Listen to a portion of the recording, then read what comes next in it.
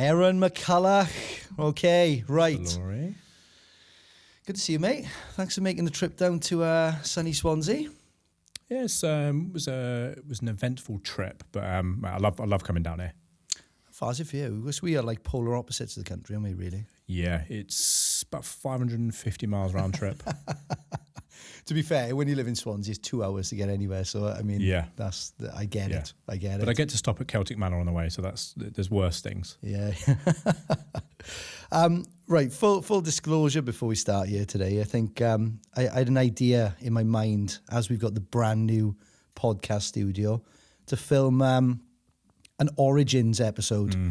I think there's a story to be told about your PT and the two iterations of your PT as the industry will know it. So I take full responsibility if this is an absolute car crash. Great.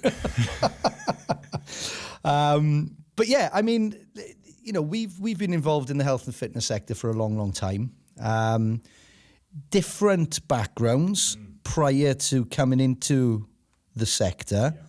Do you want to start with yours, mate, in terms of where you started your working career? Yeah, so my working career started at like 15 in McDonald's. So I went Mackie D's, I was in Focus DIY, and then I kind of followed in JP's footsteps of going down to Lympstone and training to be a Royal Marine. You know, as I kind of mentioned during the podcast, like JP is a dinosaur. So ultimately he'd left before I'd even finished high school, but ultimately, you know, very, very similar backgrounds. And even when we came out, we did the same course. Yeah. Did the 12 weeks down in Trowbridge with Premier. Then I went straight into self-employed PT. I think to go from being told what to do every day to wanting to do the polar opposite was the rebellious side of going in. So yeah, I went to fitness first. So I finished a course on a Friday and went straight into self-employed fitness first, PT number 22 in the Riverside, Norwich. But yeah, that was me. I started that on a Monday, and then that was me in the sector. That seems to be the common flow, doesn't it, back in the day, especially from a military kind of resettlement scheme, I'd imagine, isn't it? You sort of educate as you're transitioning out to the military. Yeah. Premier were the key players at the time. Yeah. Run a fantastic course. You were on that course with your team, essentially, yeah? Yeah, I think 90% of the course were military resettlement, you know, Army, Navy, RAF, Royal Marines. Like there was a big group, and there was also some local 17, 18-year-olds that were on the course, and people that were already fitness instructors at David Lloyd and things like that would come to do the level 3 part, and people that dived in just to do the sports massage therapy and stuff as well. So it was quite the mix. And I think there's only me left from that course that's actually working in the sector. Yeah. This came up in an earlier podcast with Andrew Tyrrell, who went through the Premier training journey, and he said exactly the same as you. He turned up to the gym and it's slightly different. He showed them the bicep and they give him a job. Yeah. Are we just completely overthinking recruitment these days? Yeah. Well, I think I just turned up and that was enough. And it was quite a funny interview, because I basically sold myself, and I didn't really need to, because they were taking on anybody at that point, which is a huge benefit to me. But yeah, so it was quite an easy first step, and easier than I thought it would be to get in, if I'm honest. You know, you think it's quite, it's not the easiest job in the world. There's a lot that goes into it. It seemed quite specialist at the time, but I got in, so obviously not. Well, you know, that's your entry to the sector, and mine slightly different. I did the university thing. Yeah. I definitely got into university on rugby ability over academic merits. So it would never have happened otherwise. But Loughborough was a big part of my kind of just evolution as a person, I would say. Absolutely loved the environment, the professionalism, the facilities and everything there. And just gained a massive love and respect for health and fitness. And I think that propelled me then into the industry in a different light. So it was more operational when I started with JGB Health Clubs, health and fitness manager, gym instructor, the old school stuff. But you learn so much, you know, being around those gym facilities. And then Esporta Health Clubs, which I know we've had some shared experience with as well. They were good, weren't they? They were great health clubs at the time. Yeah, I think obviously you had the job that obviously with the Sporter, and I actually applied for that job at another facility, which is something we learned quite recently. Really, because I didn't get the job, which is why I don't tell anybody about it.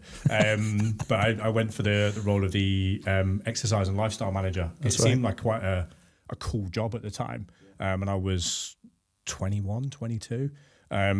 So absolutely nowhere near getting it.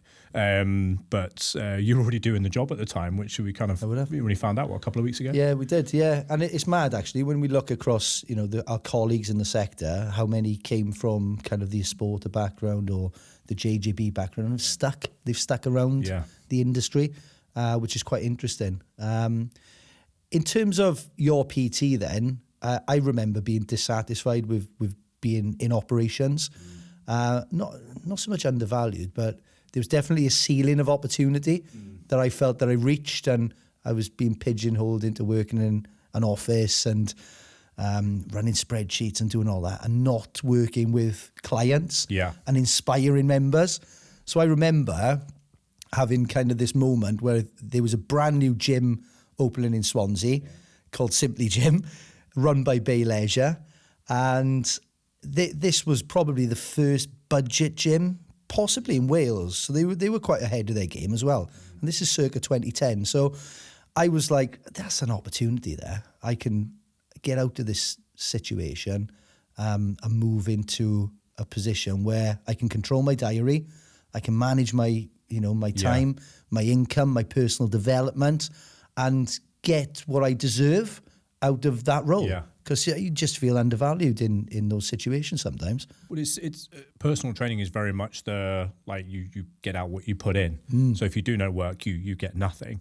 So I guess even when you kind of work in operations, you can give and give and give, and there is only so much that is going to give back. Yeah. But when you're running your own business and being a PT, it can just keep going, and you can keep earning back and getting things back from it. So. Yeah, I 100% get that. I'm unemployable, so I'd have never been anywhere near being in operations. No one would have touched me with a barge pole. It was a risk as well at the time, because you used to like salary, and I think a lot of PTs that we interview these days, they're used to having a salary, a structured income, and that was nerve wracking. And Sophia was due at the time as well, so it was even more nerve wracking. Yeah, you kind of put yourself in that pressure environment to make it work. But literally, and I'm not making this up, I probably did 50 taster sessions a week for the first 4 to 5 weeks, and had a full client book, and was surpassing any income that I was earning from that steady salaried position. So it was definitely worth the investment of time. But you started with your PT a little bit before me. So what was... September 2009.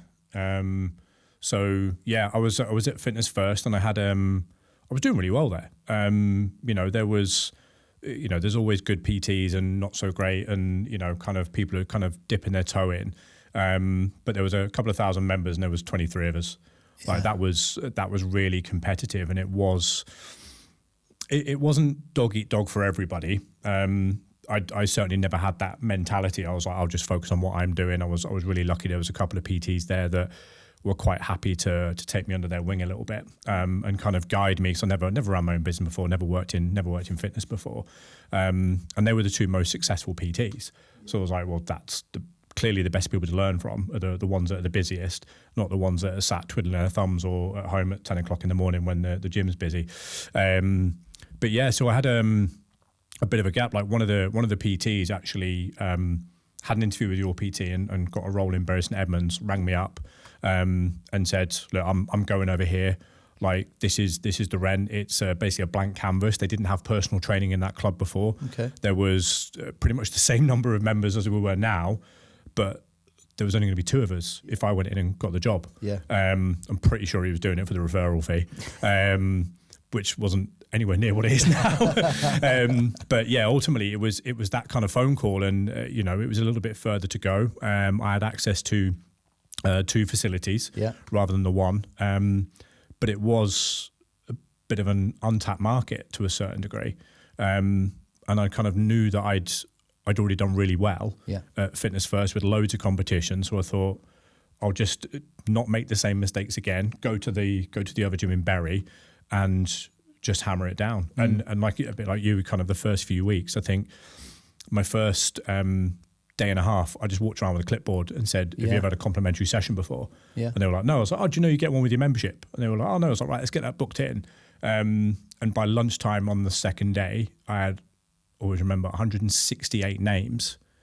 And I was like, shit, I've got to put these in. Yeah, yeah. So then it was phone calls for 2 or 3 days, still walking the gym floor, and then 3 weeks for filling them. Yeah, exactly. But after that, I was fully booked for the next 8 years.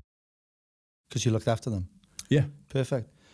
So to a degree, we've both had similar stories there because we've both moved from commercial gym operators to trusts, essentially. Local authority, leisure facilities, and have kind of thrived in those environments, but identified the opportunity in those environments because it's not just about the bricks and mortar. It's not just about the equipment.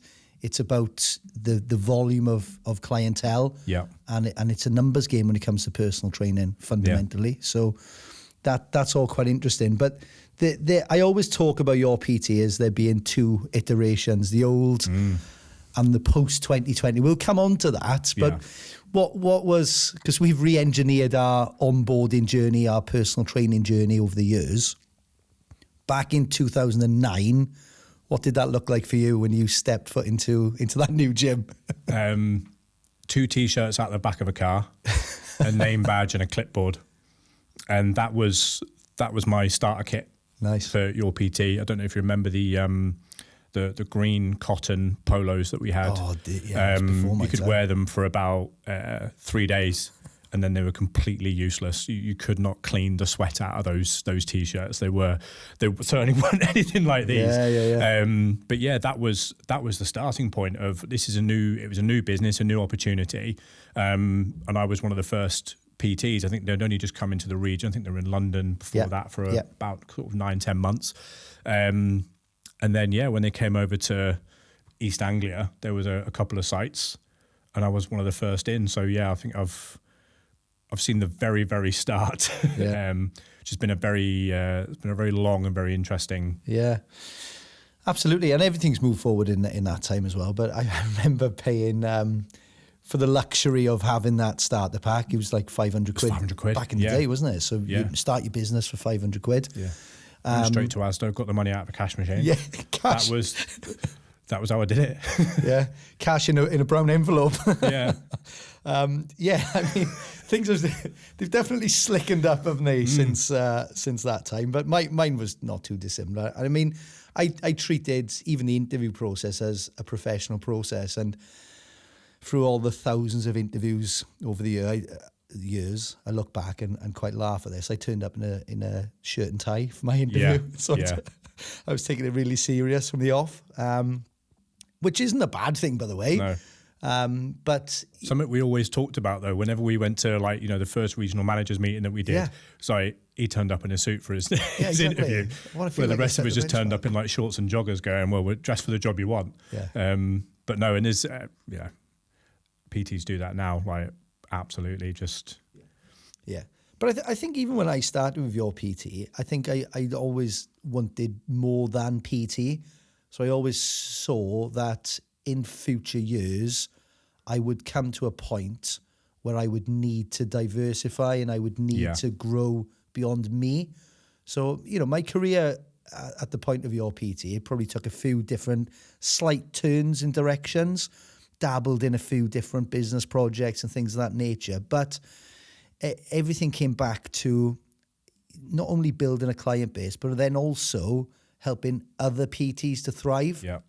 Because just in my local gym, I could see the issues. I could see what was going on, why PTs were failing, what their pain points were. And I'd always try and, direct and coach. And as years went on, that became a formal role, didn't it? Yeah. As PT managers back in the day, which you and I both kind of were involved with. Well, it was kind of a similar route in, wasn't it? You kind of, you see the other PTs that have just joined and maybe not doing so well, or maybe they were sort of quite shy in talking to people and things like that. And you sort of, I don't know, I kind of think where some people see that as their competition. I was like, well, I'm going to be spending time with these people and I don't want to meet new PTs every 4 or 5 weeks. I haven't got time to make new friends, and obviously we make jokes that I don't make friends at all, really. But ultimately, it's like, well, I like the people that I work with now, so why would I not naturally help them? It wasn't out of kind of pity or anything else like that, but like they clearly want to be successful at it.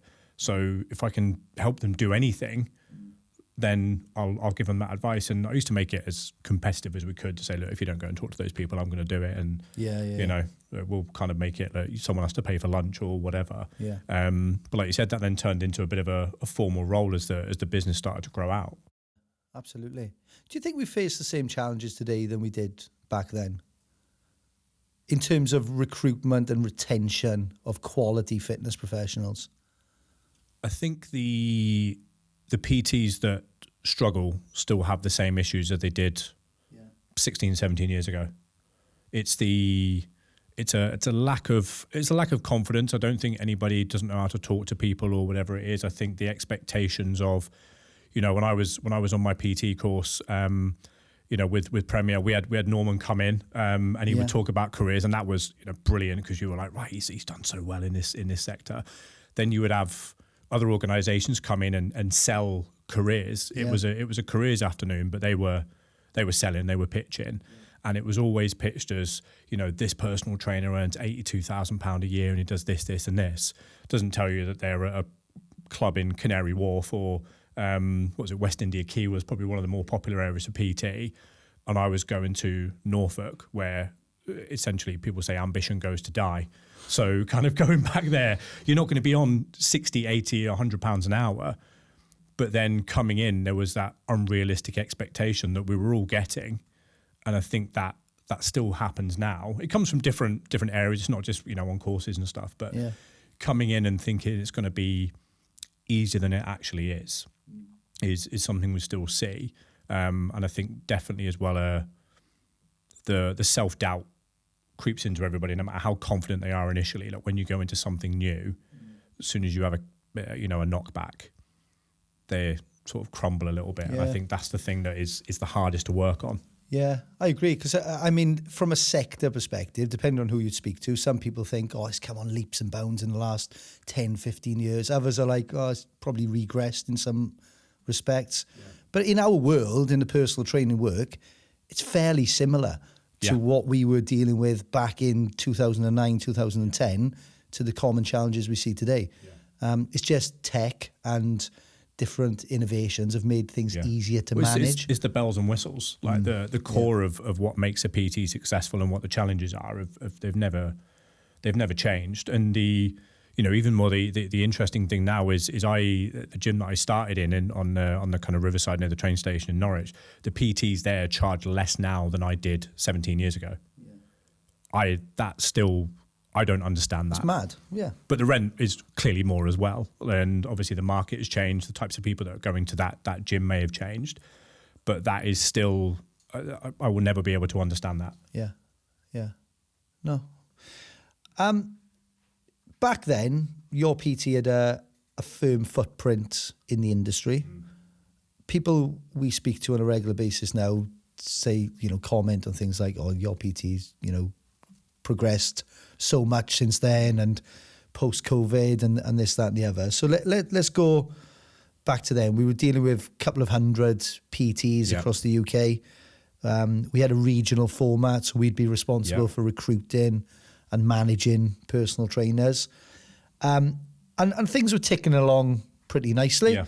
We acted as consultants in the business at the time, so we were still self-employed to a degree. And then the world got turned upside down, didn't it? Yeah, that was an interesting few weeks, wasn't it, leading into that? Absolutely. So obviously, COVID pandemic, world shut down, the fitness industry got shut down.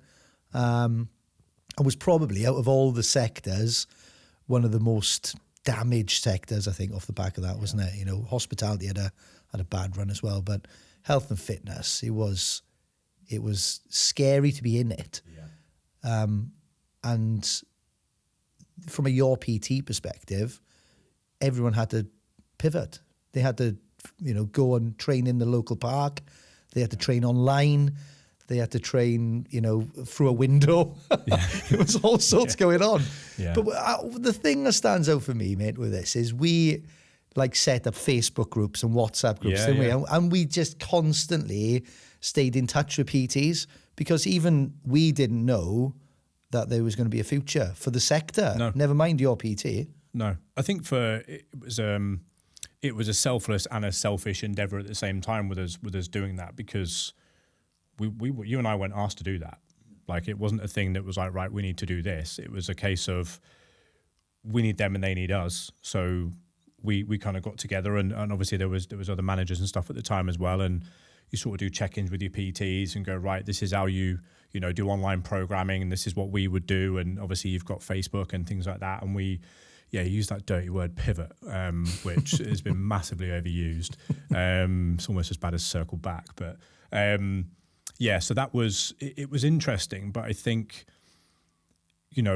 without us doing that and without those PTs wanting to do that and not just going into their shell, like, we kind of built that community of trainers, but we were also getting something out of it because we were dealing with people that weren't in the four walls of the house, which obviously, after a certain amount of time is going to grate on everybody, but it was almost an outlet to feel like you still had a purpose, and you were almost optimistic because of the attitude of the people and the PTs that were coming on it.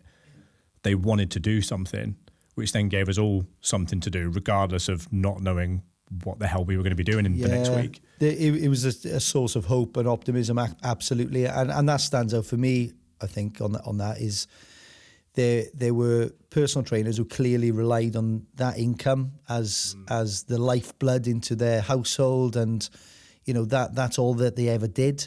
And when we were presented with an opportunity to move forward, take over your PT, in my mind, it was an opportunity that absolutely we could not refuse, because we couldn't let those, and it wasn't a massive amount at the time. No. There was probably 80, 90 trainers. Yeah, not a lot at all left. Who were relying on your PT to recover so they could get back into their gym, start generating revenue again. And I look back at that and think that was probably quite a pivotal moment that certainly inspired me to make sure that this was a success. Yeah. Well, there was 2 quick phone calls, wasn't there? There was a quick phone call to say this isn't carrying on, and then we had a quick phone call to say we are going to carry on. We just need to find a way of doing it. Yeah. And I think I always say after that, phone call that you and I had, and obviously some of the other managers at the time, I was a lot more relaxed. There's the kind of weight of not knowing what's going to happen next, which was always there during that period, because you don't know when gyms are going to be open. You get given dates and all that kind of stuff, and there was a lot of unknown. But I think at that point, we knew exactly what we wanted to do, and that I was way more comfortable with that than the not knowing, which was very helpful. And then obviously we did what we needed to do. Yeah. So for clarity then, so your PT was going to cease trading. Yeah. Essentially, that's the reality. We were locked out of all our emails and all that sort of stuff. Yeah. That was a surprise, wasn't it? And we weren't accepting. We felt that there was certainly a future for the industry, and that we could steer things in the right direction. Yeah. So with that process came, considerable amount of debt, and we had to find some clever ways of kind of trading through that period. So that was a key moment for the business, looking back. And we had some friends, some industry friends, Simon Ryan, Jamie Line, who stepped up to the mark and really supported us. Yeah. Looking back now on that journey, Aaron, how important do you think that was? We wouldn't be where we are now without making those initial phone calls, driving up to Manchester, sitting down, sharing what our kind of plan was, also listening to what their kind of input was as well, because especially when it came to that, kind of buying a business and trading out, and like, we'd never done that before. Yeah. But scary, they had, funnily enough, and they were far smarter and far more experienced in that area than we were. So it was kind of a molding of minds of, we need you to help us with this. And then you also don't realize what else people can actually help you with because you know them for certain things. But yeah, wealth of experience and knowledge, and also letting us get stuff wrong. Yeah. I think that was an important thing. You're not kind of being wrapped in cotton wool. It's like they know you're going to fuck it up. Yeah. But not so bad that it's going to collapse everything. Yeah. But to a point where can you see why that was wrong? That you would maybe do it this way next time, or do it this. And I found that really useful. And helped me develop massively. I don't know about you. Yeah, no, exactly the same. I mean, they'd give us an iron out when we needed one. I always laugh. Simon told us off, didn't he, when we were at his club? Yeah. Primarily because we were talking over each other. But he kicked off and just gave us an iron out. Yeah. And that level of professionalism and understanding, you felt safe in their hands. And I think that was the key bit. I think that we gave also us were doing confidence. his head in. Yeah, maybe. Would not be surprised. But yeah, I couldn't agree more. I think they were pivotal to the success of relaunching, getting things back on track. And then we went through a period of kind of stability, I would say. We started stabilizing things and then slowly started to grow. So is there a moment in your mind where you felt, actually, we got a bit of momentum behind us here now? We're really starting to march on. And move the business forward. Yeah. Is there anything that sticks out in your mind? I don't think there's one. I think I probably said it every year, but I've like, this is our year. Yeah. This is something's going to happen. And something does happen every year. Yeah. Maybe not what I thought it would. But I think I say it every January and go, there's something's going to happen this year. I can just feel it. I can feel it. I think that's my only redeeming feature is I'm always hopeful about something. I'll never kind of get down about anything. But ultimately, yeah, every year I kind of think something's going to happen. So I think there's a few things that I don't know whether it's kind of milestones, but ultimately I think the first one is being able to pay ourselves. Like that's the first thing to go, right, we've got this. Business then, there's obviously financial metrics, like the business goes into profit and you end up paying tax and seeing kind of, dealing with VAT bills and all that kind of stuff is a new thing. But all these new things kind of turn up and you think, right, this is, we've always been sole traders. We've been self-employed PTs or self-employed consultants, and being a sole trader for me is not the same as running a business where you're responsible for other people. Like when you start employing people on kind of full-time contracts or growing the team, I think there's loads of little things like that I kind of see as like, well, that's been step 1, step 1.1, 1.2. That's how I see it anyway. I mean, do you think there was anything or a couple of things that were just like, right, that was a big jump all of a sudden? Yeah. I go back to when we restructured the staffing. So we looked at the team and we knew we had some talent in the team, but then we wanted to do the right thing. And we went down the route of, tearing up all the consultancy agreements, moving to a proper, kind of business structure, and having our key players, our key talent operating in the right areas. So, I mean, you look at, we're in the head office now of YMSG. LEDs and everything. Yeah, LEDs, it's all going on. But I mean, from where we were then, back in 2020, it would have been an absolute dream, wouldn't it? So, I mean, I think the key part of the success of your PT in the last 5 years is down to the individuals within the organisation. So much talent, so many amazing stories, so much ability. We would not be anywhere near where we are today without that happening. Absolutely not. And it comes from the structural changes, I think, because what that gave us was maximum buy-in and belief in the vision. And I think we've got a lot of things wrong in the last 5 years. But what we've done well, in my opinion, is getting the right talent and giving them, sharing the vision, because it's the ability to almost borrow your eyes, really, isn't it? So you can see what we can see. It's been pleasing to get to this point, but we haven't stopped. We're not stopping. We're going to crack on and keep going. What do you think the future of PT looks like? God, that that's quite a varied, it could be quite a broad answer. Broad question. Yeah, it is. I think, the kind of core of what a personal trainer has always been, whether we realize it or not, will be the same. Like when I kind of look back, it wasn't just doing the sessions. Like there were some sessions where I had clients that would come in and they were broken down. Like I've had people come in with like cancer diagnosis, gone through separations,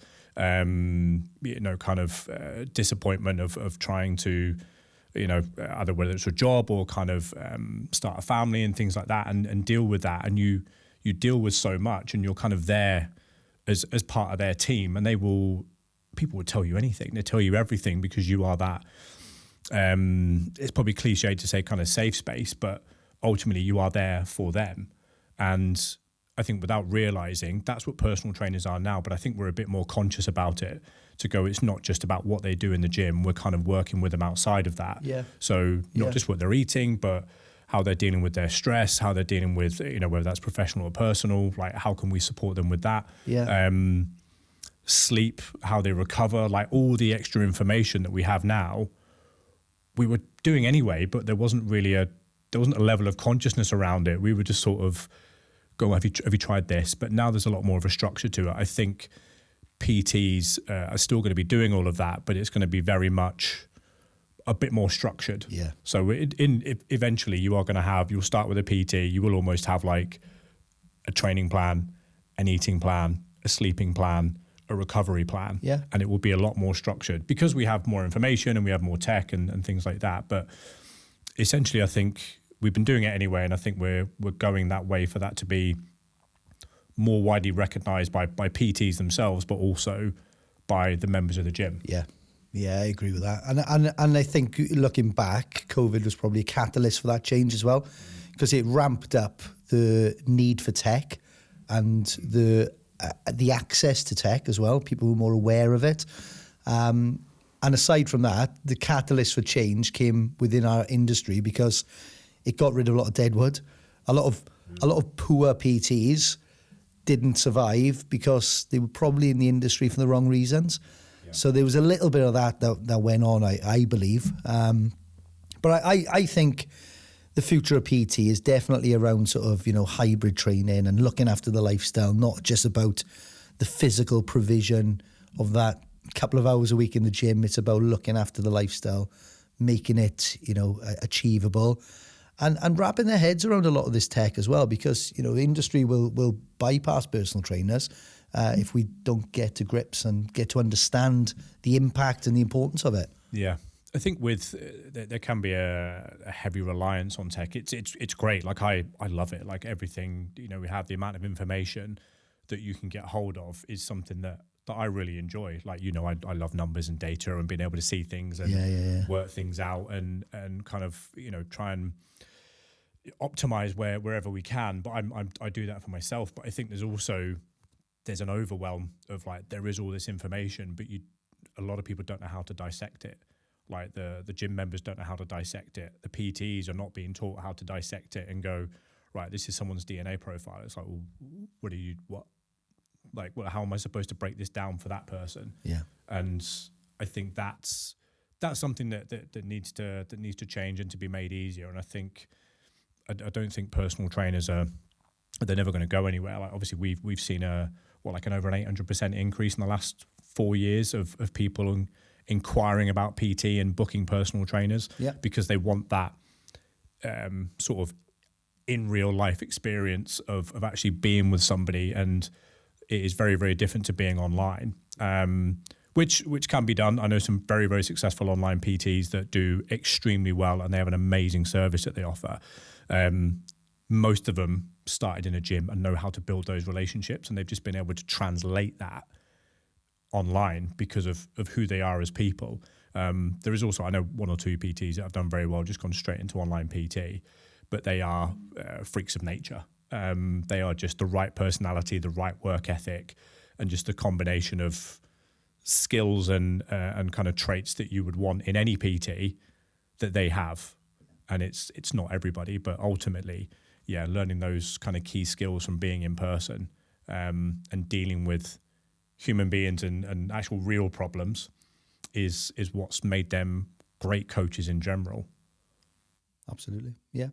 And I mean, at your PT, we're all about the longevity of personal trainers, the success of their careers, and developing thriving businesses. But I mean, I feel like we've only scratched the surface on this conversation today. So I think it's probably good for us to come back together and do another episode on the origin of your PT. But yeah, I mean, it's been amazing 5 years since we took over. We are moving in a really positive direction. I'm really excited. I genuinely think there's never been a better time for a personal trainer to enter the sector. I think it's such a buoyant sector. It's probably the only one of the only sectors that's really growing rapidly. Yeah. We say that every year. And that's why we stay. It happens every year. But I think, what I've gathered from today as well, it doesn't happen without optimism and hope and driving towards what your aspirations are and sticking to what's important to you. 100%. Thanks for your time. Good to catch up, buddy. Should we go for dinner? Let's do that. Yeah. Nice stuff, mate.